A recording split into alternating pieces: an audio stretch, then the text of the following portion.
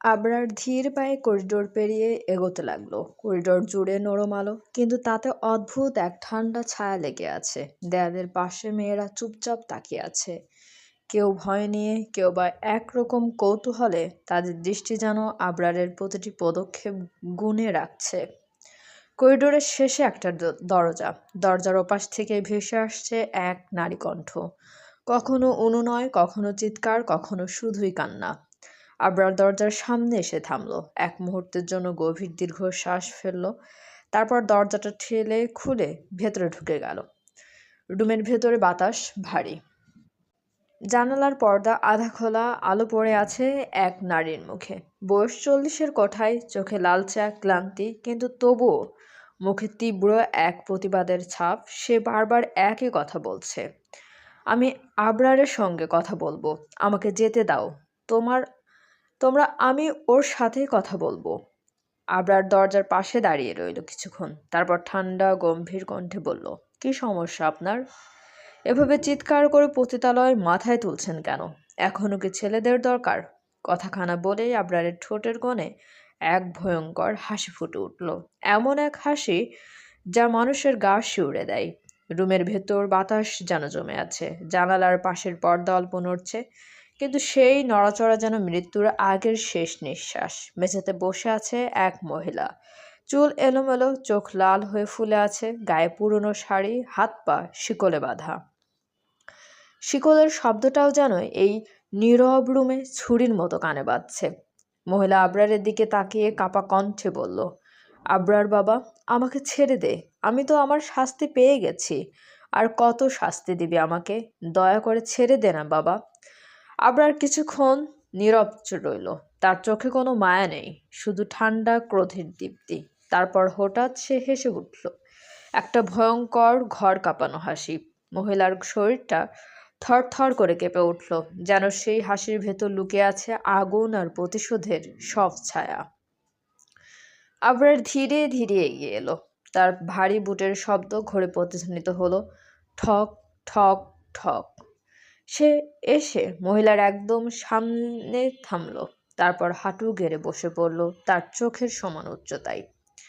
আবরার এবার আগের চেয়ে আরো ঠান্ডা, আরো বিষাক্ত কণ্ঠে বলল, আপনাকে সারা জীবন আমি শাস্তি দিলেও আমার মনের জ্বালা মিটবে না, মিস আজমেরি দেওয়ানা। আজমেরি দেওয়ানা নামটা উচ্চারণের সাথে সাথে বাতাস যেন থেমে গেল। মহিলার মুখের রং উধাও, চোখের মনি বড় হয়ে উঠল। সে কিছু বলতে চাইল, কিন্তু ঠোঁট কাঁপে, শব্দ বেরোয় না। আবরার এবার ঠান্ডা কণ্ঠে বলল, আর একবার যদি শুনি আপনি এভাবে চিৎকার চেঁচামেচি করে মানুষের শান্তি বিঘ্ন করছেন, তাহলে ভালো হবে না, মনে থাকে যেন। আমার কথাখানা আপনি জানেন, আমার কথা কখনোই নড়চড় হয় না, আর এবারও হবে না। তাই মাইন্ড ইট, মিসেস আজমেরি দেওয়ানা। আজমেরি দেওয়ানা আবরারের দিকে তীক্ষ্ণভাবে তাকিয়ে বিদ্রোহ আর ক্লান্তি এক ভাঙ্গাত্মিক মিশ্রণ কণ্ঠে বলল, কি করবে? তুমি আমাকে আর কি করতে চাও? গত 25 বছর ধরে তো আটকিয়ে রাখছো, আর কি করতে চাও?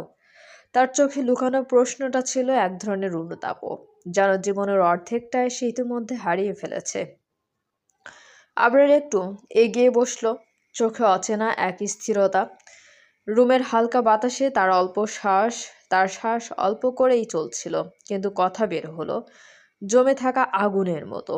আপনি ধারণাও করতে পারবেন না, তার কণ্ঠে কোনো অনুভূতি নেই, কেবল হিম শীতল নিশ্চয়তা।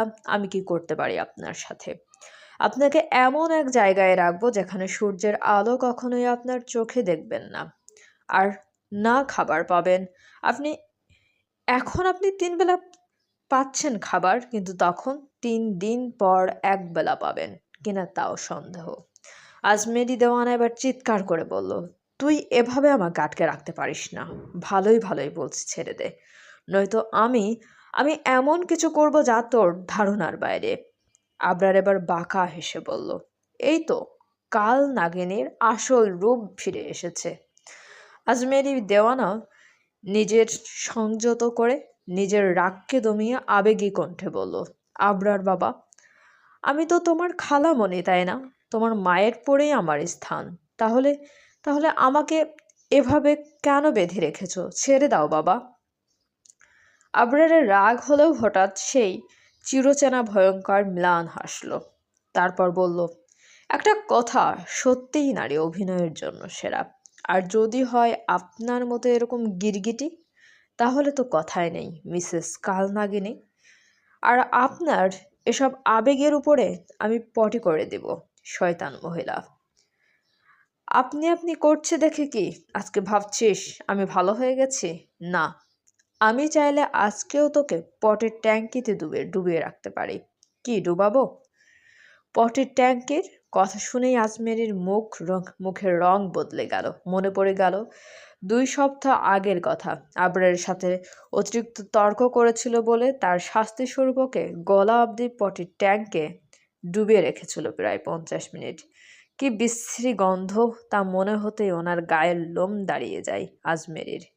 নাক মুখ সিটকে বলল, তোর সাথে আমি আর কথা বলতে চাই না আবরার। তুই বেরিয়ে যা আমার চোখের সামনে থেকে, যা।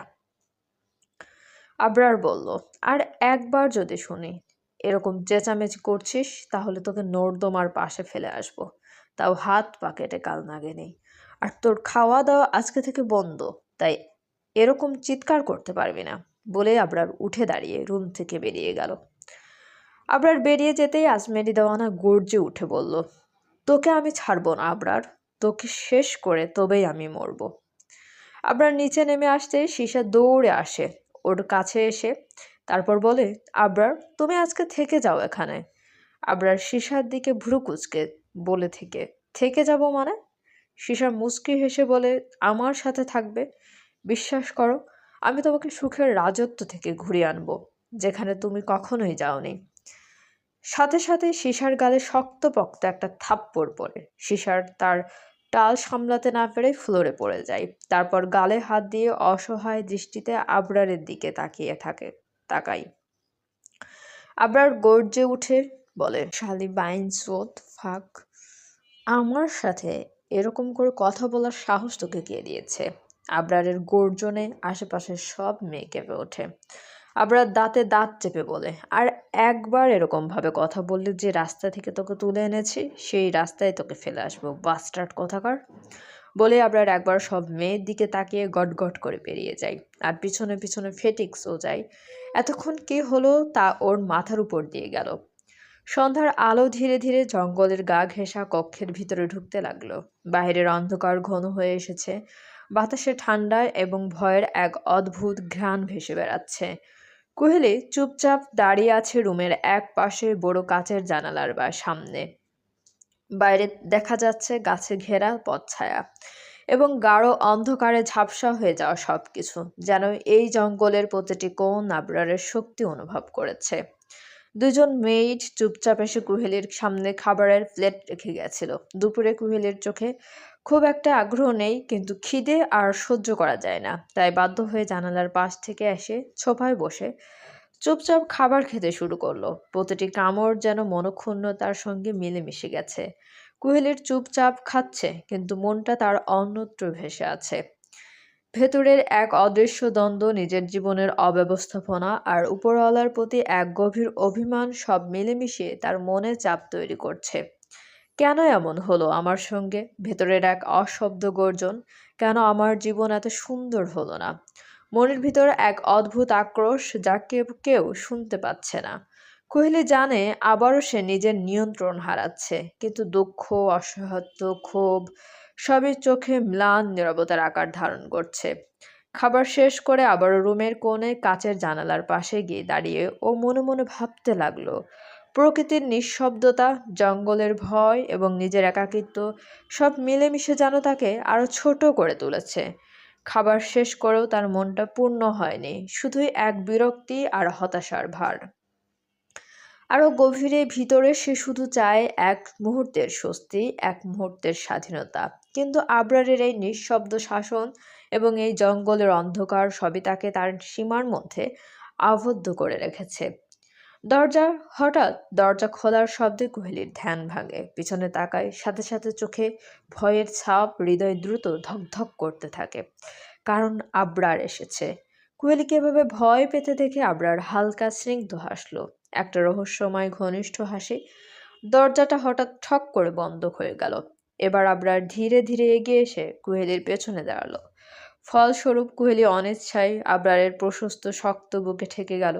কুহেলি সরে যেতে চাইল, কিন্তু আবরার তার আগেই এক হাত দিয়ে ওর পেট ধরে ধীরে ধীরে চেপে ধরল। সাথে সাথে কুহেলির ছোট্ট দেহখানা কেঁপে উঠল। আবরার বলল, এভাবে কেঁপো না ছোট্ট পাখি, তাহলে তাড়াতাড়ি কন্ট্রোল হারিয়ে ফেলবো। আবরারের কথা শুনে কুহেলির শরীর ঘৃণা লজ্জায় রিরি করে উঠল। সাহস নিয়ে দাঁতে দাঁত চেপে বলল, আপনার কি লজ্জা নেই? শরীর নিয়ে সব সময় এরকম আজে বাজে কথা বলেন শরীর নিয়ে। আপনি একটা খারাপ লোক, যার মুখে ভালো কথা নেই।